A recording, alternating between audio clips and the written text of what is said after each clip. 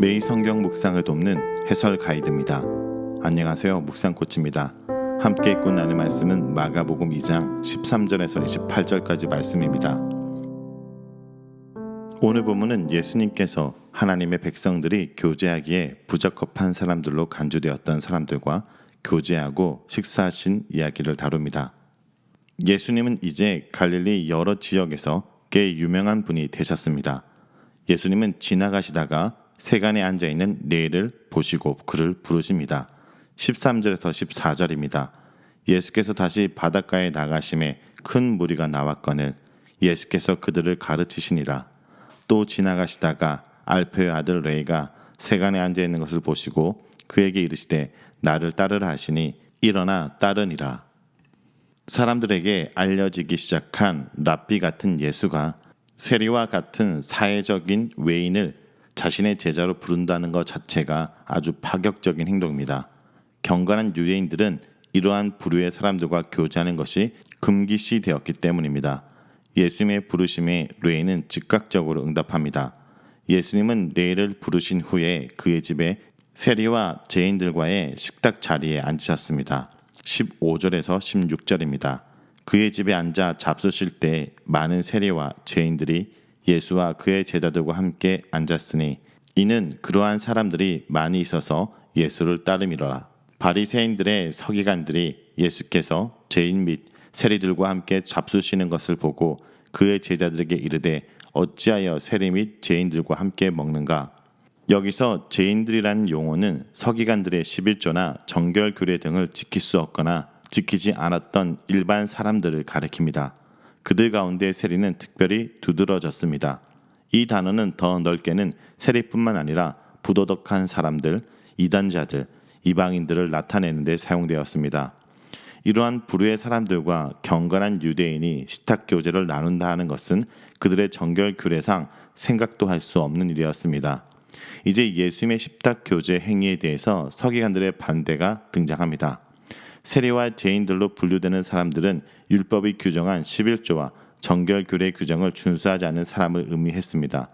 실제로 미시나에 따르면 세리가 어떤 집에 들어가면 그 집의 모든 것이 정결법상 부정해진다고 표현하고 있습니다.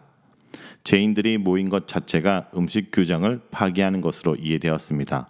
이렇게 죄인들로 여기는 자들과 식사하는 것에 대한 질문에 예수님은 이제 대답하십니다. 17절에서 20절입니다.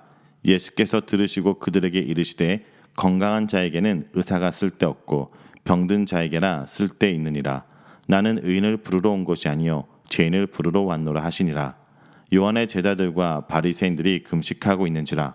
사람들이 예수께 와서 말하되 요한의 제자들과 바리새인들의 제자들은 금식을 하는데 어찌하여 당신의 제자들은 금식하지 아니하나이까? 예수께서 그들에게 이르시되 혼인집 손님들이 신랑과 함께 있을 때 금식할 수 있느냐? 신랑과 함께 있을 동안에는 금식할 수 없느니라. 그러나 신랑을 뺏길 날이 이르르니 그날에는 금식할 것이니라. 바리새인들의 최우선순위는 율법이 규정한 계명에 대한 순종입니다. 그러나 예수님에게는 우선순위가 사람들을 향한 사명이었습니다. 예수님은 바리새인들의 질문이 구약의 근거에서 터무니없는 것은 아니지만 이제 예수 그리스도 안에서 하나님이 다스리시는 새 시대에는 율법을 새롭게 이해해야 한다는 사실을 암시합니다. 옛 시대의 빛 아래서 바리새인들을 비롯한 유대인들은 건강한 자이고 의인으로 이해되었지만 예수님 안에서 동튼 새 시대에는 사람들은 모두 병든 자이고 죄인입니다. 예수님의 말씀은 옛 시대가 종말을 구하고 새 시대가 이미 동텄다는 역사적 관점 아래서만 제대로 이해될 수 있습니다. 이러한 이해는 21절과 22절에서 다시 한번 확인됩니다. 서기관들의 적대적인 질문이 끝난 후에 예수의 종교적인 실천에 대한 다른 의의가 제기됩니다. 바로 금식에 대한 이야기입니다. 요한의 제자들은 바리새인들과 뜻을 같이하여 토라가 정한 한 번의 금식과 다른 금식 규정뿐만 아니라 정기적으로 일주일에 2차례 금식을 했던 것으로 보입니다. 예수님은 금식 자체를 거부하지 않으셨습니다. 예수님은 결혼이란 이미지를 사용해서 대답하십니다. 결혼은 기쁨의 시간이지 금욕을 위한 시간이 아니라는 것입니다.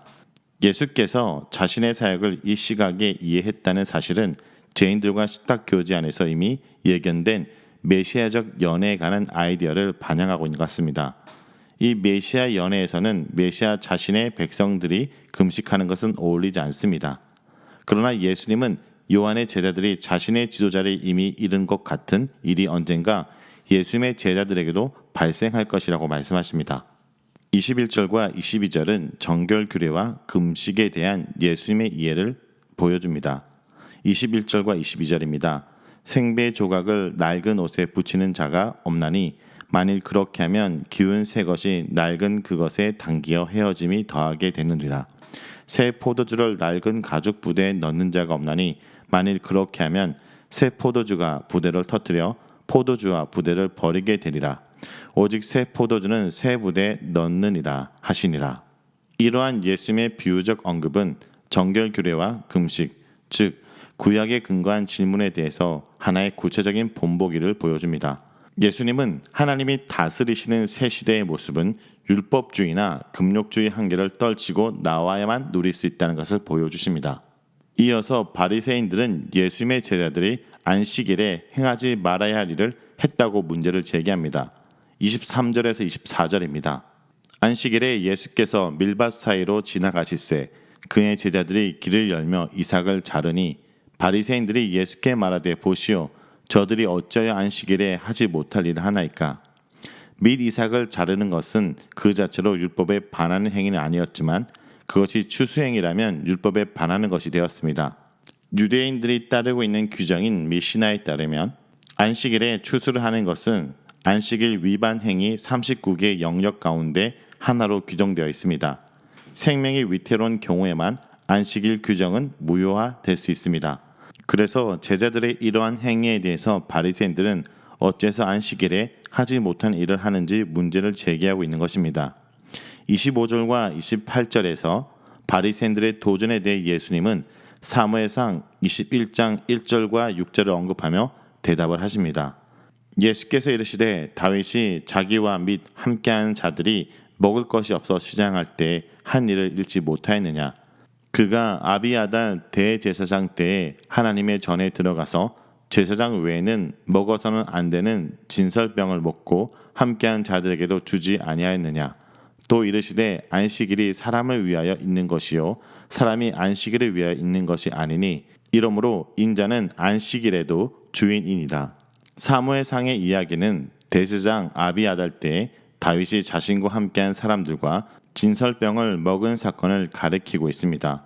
예수님이 말씀하시라는 것은 과거 다윗 때에 율법을 깬 행위가 있었기에 그것이 판례가 되어 또 다시 율법이 파괴될 수 있다고 말하는 것이 아닙니다. 그렇다면 2절의 논리는 무엇일까요? 그것은 다윗이 하나님의 기름을 부음 받은 사람이기에 율법을 깰 수 있었다는 것입니다. 그런데 다윗보다 더 큰 이가 여기에 있다고 말하고 싶은 것입니다. 만일 진설병에 대한 엄격한 규례도 생명의 위협으로부터 도망하고 있는 다윗을 어찌하지 못했다면 다윗이 바라보았고 다윗보다 위대한 메시아진 예수님을 정죄할 수 없다는 겁니다. 다윗 자신의 권위와 그것을 훨씬 뛰어넘는 메시아적인 권위가 예수님께 있다는 것을 말하고 있는 겁니다. 예수님은 바리새인들의 도전에 대해서 안식일의 재정 원리를 가지고 설명하십니다. 안식일이 사람을 위하여 있는 것이요 사람이 안식일을 위하여 있는 것이 아니니 안식일 제도 자체가 일하는 자들의 유익을 위해서 존재합니다.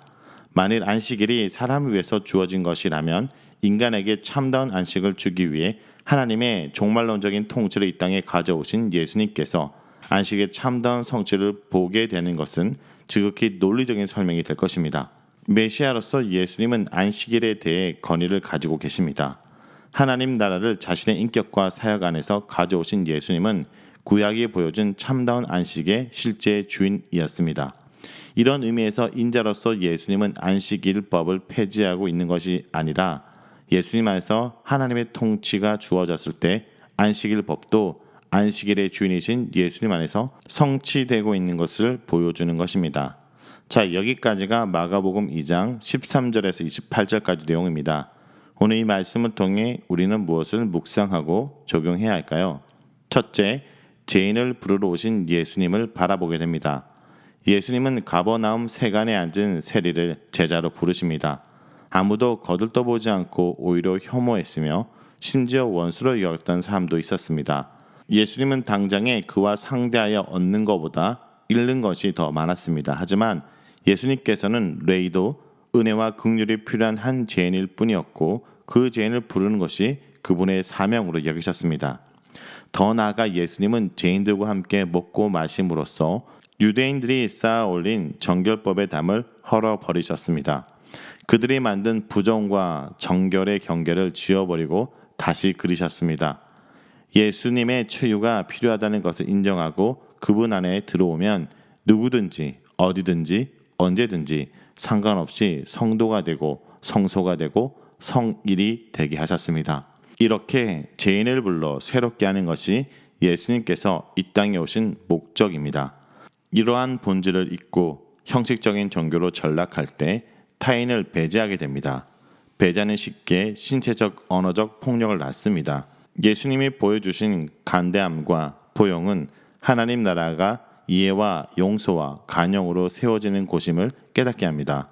정죄하고 비난하는 마음에 앞서 먼저 품고 사랑하신 예수님의 본을 따라 외면받는 이들을 따뜻한 눈길로 바라봐야 합니다. 오늘 하루 주변에 내가 경계를 그어놓았던 형제와 자매에게 교제의 손을 내미는 하루가 되길 간절히 기도합니다. 셋째, 우리는 혼인잔치의 기쁨을 누려야 합니다. 예수님의 오심을 준비하던 세례 요한의 때는 죄를 애통하고 사죄를 강구하는 금식의 때였지만 신부 이스라엘의 영적 간음으로 깨어진 언약 관계를 회복하기 위해 신랑 예수께서 이제 오셨으니 지금은 즐거워하고 기뻐할 때입니다. 참된 경건은 금식 같은 종교 행위로 자기 의를 가시하는 것이 아니라 겸허하게 신랑이신 예수님을 인격적으로 영접하고 교제하는 것입니다. 주님과의 교제의 기쁨 없이 율법적인 삶으로 주님 때문에 복음 때문에 당하는 고난을 이겨낼 수가 없습니다. 제자로서 예수님을 따라 자기 십자가를 지는 삶도 주님과의 온전한 관계의 기쁨으로부터 비롯된다는 것을 잊어서는 안 됩니다. 셋째, 안식일의 주인으로 오신 예수님을 기억해야 됩니다. 예수님은 참 안식의 시대를 열어주셨습니다. 하나님 나라는 안식의 나라입니다. 더는 자기 욕망의 노예가 되어 살거나 죽음의 공포에 눌려 절절매는 인생을 살지 않도록 하기 위해 오셨습니다. 구약에서 안식일, 안식년, 희년 등을 통해 오직 하나님만 전적으로 의지하는 것이 안식의 길임을 보여주셨습니다. 이제 예수님을 보내셔서 그 안식의 나라로 우리를 부르고 계십니다. 그러니 안식일은 결코 인간에게 짐이 되도록 주신 법이 아닙니다. 도리어 구속과 새 창조를 통해 인류에게 영원한 안식을 주시라는 하나님의 의지의 표시였습니다. 이제 실제가 오셨으니 그림자는 사라져야 합니다. 한 날만이 아니라 모든 날이 주님의 통치 아래 쉼을 누리는 날이 되길 원하셨습니다. 그렇습니다. 여러분, 이제 우리는 안식이 아니라 예수 그리스도를 통해서 주일을 지킵니다. 이 주일은 예수 그리스도가 부활한 날을 기념하는 것으로 그날 우리 또한 예수 그리스도 안에서 다시 살아났습니다. 그렇다면 이제 우리는 일요일만 주일로 지키는 것이 아니라 주 안에 사는 모든 날을 주일로 지켜야 됩니다. 주님과 함께 살아가며 주님을 주인으로 모시는 그날이 바로 주일입니다. 그러므로 오늘도 주님을 주인으로 모시는 온전한 주일로 보내길 간절히 기도합니다.